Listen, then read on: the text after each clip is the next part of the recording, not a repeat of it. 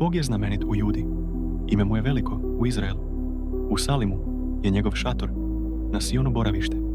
Tamo je polomio plamene strele, štitove i mačeve, vojno oružje. Svetlošću blistaš, veličanstveniji od pradavnih gora. Hrabri leže, opljačkani, u posljednji san, utonuli. Nijedan ratnik ne diže ruku.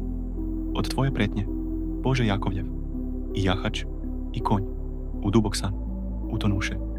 Samo se tebe treba bojati. Ko sme da stane pred tebe kad se razgneviš? Ti s neba izreče presudu. Zemlja se uplaši i umiri kad Bog ustade da sudi. Da spase sve krotke na zemlji.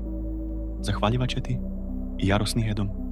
Preostale iz Hamata vezat ćeš za sebe.